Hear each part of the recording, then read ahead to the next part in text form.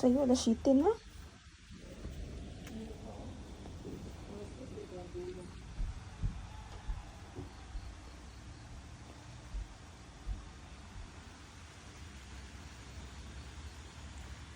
Good morning.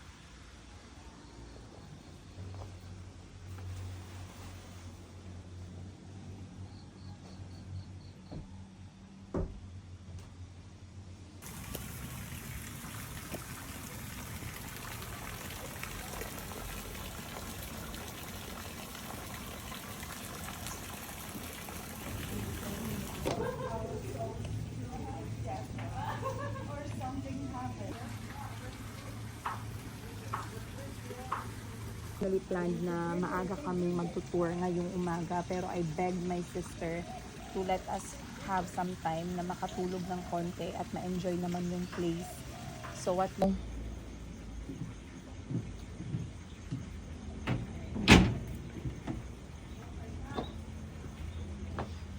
Okay.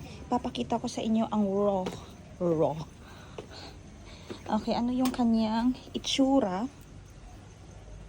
na na-unbox na namin yung aming mga dala, mga bagahe. Pagpasok, ganyan. Oh, saan ka galing?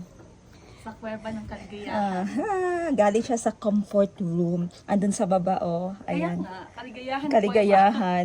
And then, maligaya na ako, guys. And then itaklog mo balik, Ses, kasi alis tayo. Sumakit yung tiyan ko. Sarap ng food, sarap na na breakfast, healthy. Healthy, that's why I had an Be early careful. morning.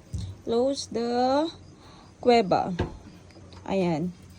And then, yan na bed namin. Oh, nagkalat ang mga bagahe. Te,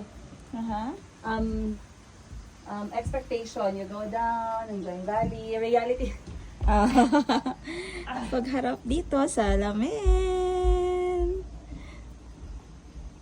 Good morning, Bali. Ayan. Pasok dito.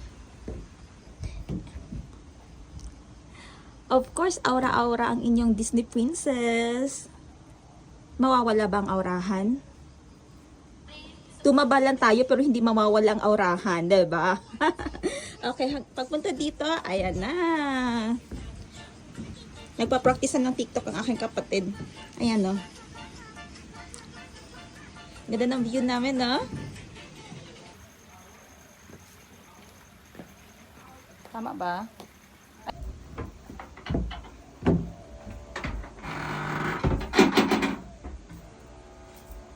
Buhok ba? Rapunzel? Okay.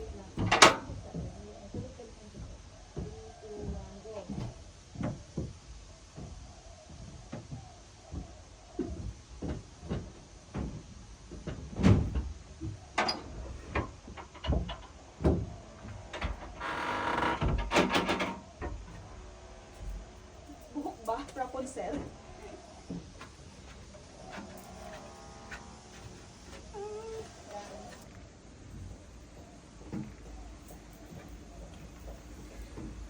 Medyo enjoyed pa din tayo, so dahan-dahan lang. That's where I came from, the comfort room. And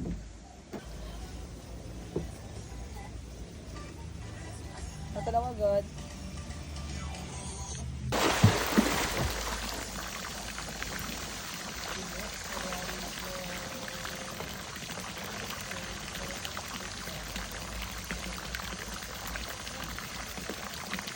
Alright.